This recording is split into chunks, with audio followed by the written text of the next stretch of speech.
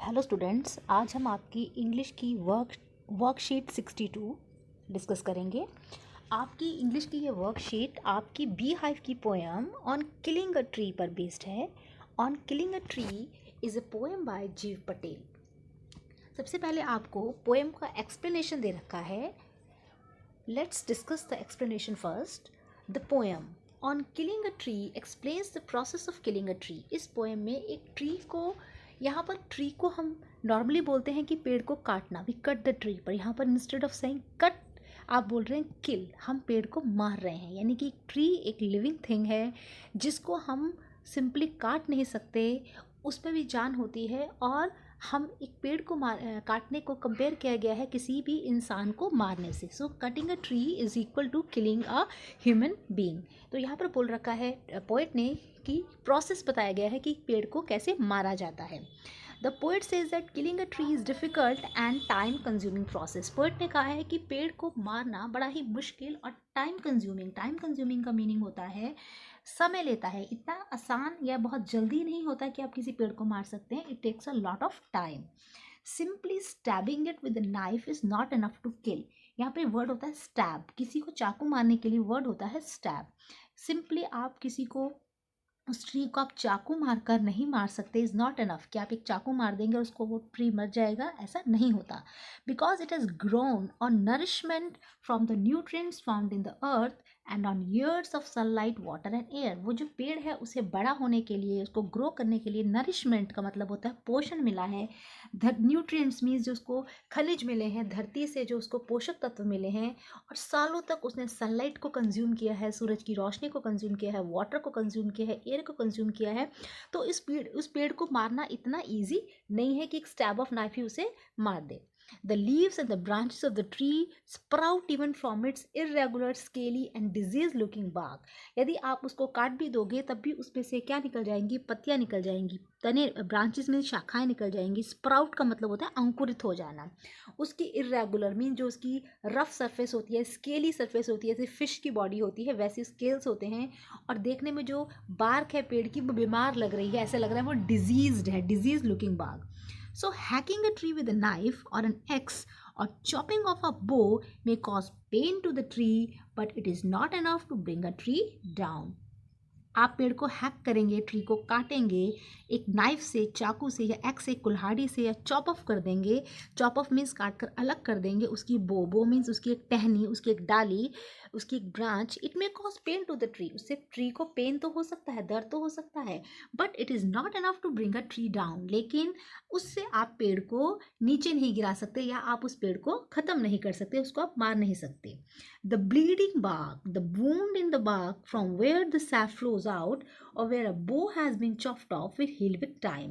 जब आप पेड़ पे कुछ प्रहार करोगे, कुछ उस पर काटोगे, तो जो उसकी खाल है उस पर से आप देखेंगे वाटर ही, कुछ पानी जैसी चीज़ निकलती है, एक सैप निकलता है, जिसको पोएट ने जिसको ब्लड से कंपेयर किया गया है, ब्लीडिंग बार्क। ऐसा लग रहा है उसकी जो खाल है उसमें से खून निकल रहा है, और वूंड हो गया है, वूंड मीन्स जख्म हो गया है उसकी खाल में। From where the sap flow, जिसमें से सैप निकलता है, पानी जैसी एक चीज़ निकलती है। वेयर अ बो हैज़ बीन चॉप, जहाँ से आपने उस टहनी को काटा है, जहाँ से उसको चॉप किया है, वहाँ से एक सैप निकल रहा है। और it will heal with time. Heal का मीनिंग होता है घाव भर जाना, समय के साथ वो घाव भर जाएगा। The new green twigs will grow again. छोटी छोटी, ग्रीन मीन्स हरी, और ट्विग्स का मतलब होता है छोटी छोटी टहनियाँ, छोटे छोटे ट्विग्स फिर से निकल आएंगे। Boughs that were chopped off will be replace by new boughs. जो बोज मीन जो शाखाएं, जो ब्रांचेस पेड़ की आपने चॉप ऑफ कर दी थी, काट दी थी, उनकी जगह रिप्लेस नई शाखाएं आ जाएंगी।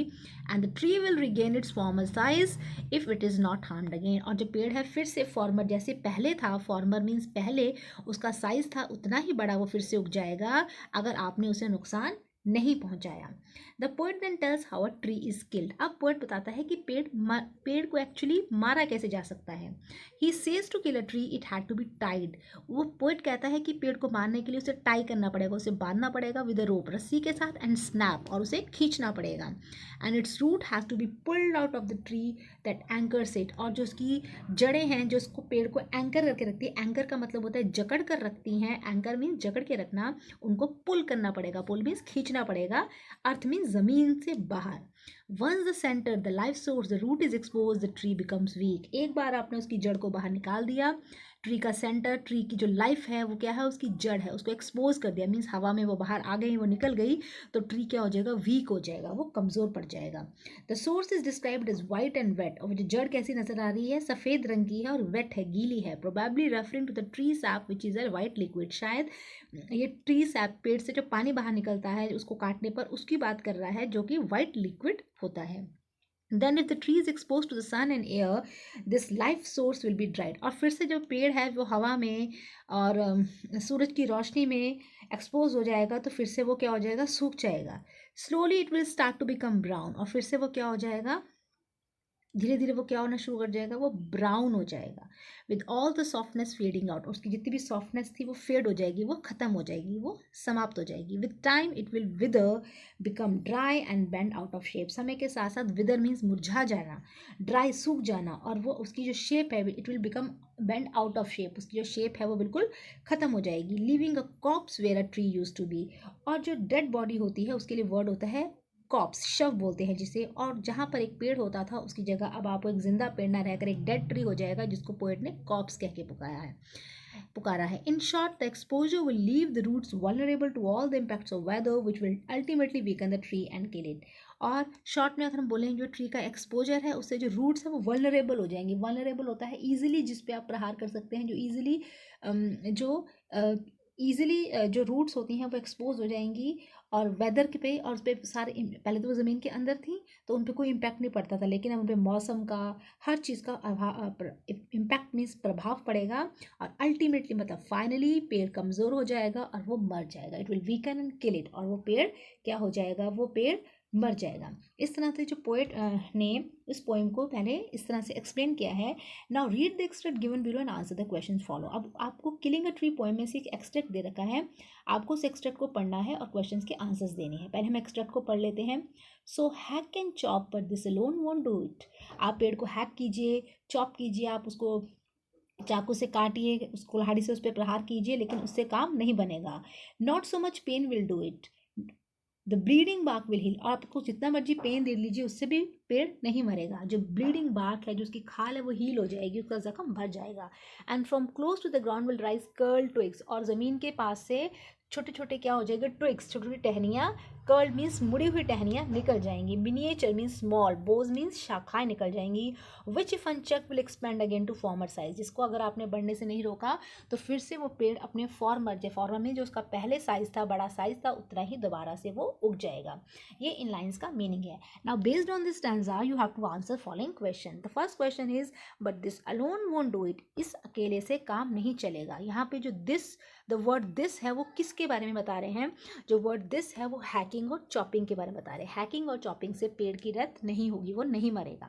Second, the literary device used in the bleeding bark will heal. Bleeding में बी और बी में भी, बार्क में भी बी का जो साउंड है वो रिपीट हो रहा है, तो ये कौन सी लिटररी डिवाइस है, ये एलिट्रेशन यूज हो रही है, जिसमें जो सेम साउंड रिपीट होते हैं उन्हें हम एलिट्रेशन बोलते हैं। जैसे ब्लीडिंग में बी और बार्क में भी बी जो साउंड है, कॉन्सोनेंट का जो साउंड है वो रिपीट हो रहा है।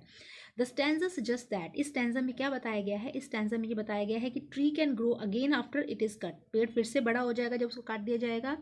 या tree will be everywhere if not cut, अगर नहीं काटे तो हर जगह पेड़ हो जाएंगे। या ट्री को पेन फील नहीं होता। या miniature trees can be grown from the main tree. तो इस पोएम में इस स्टैंजा ये बताता है कि ट्री कैन बी ग्रो, एक पेड़ फिर से उग जाता है जब उसको हम काट देते हैं।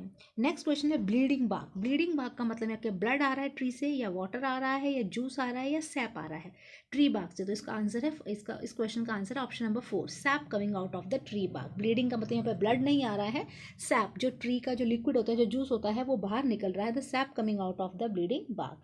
Now we come to the question number 5, the twigs are curled. जो ट्विग्स है उन्हें कर्ल्ड क्यों बोला गया है? Twigs are curled because they are not supported, उन्हें कोई सपोर्ट नहीं है, वो नहीं है या सॉफ्ट है, वो चॉप्ड है, या they are close to the ground because they are close to the ground, वो ग्राउंड के बहुत ज़्यादा पास हैं, तो वो कर्ल हो गई हैं। कर्ल का मतलब होता है वो मुड़ गई हैं। इस तरह से आपकी किलिंग अ ट्री की जो बेस्ड ये वर्कशीट है वो हमारी यहाँ पर कंप्लीट हो जाती है। इस वर्कशीट में आपको पोएम का कंप्लीट एक्सप्लेनेशन भी दे रखा है और फर्स्ट स्टैंजा पर बेस्ड क्वेश्चंस भी दे रखे हैं। आई होप आपको ये पोएम और ये वर्कशीट अच्छे से समझ में आ गई हो।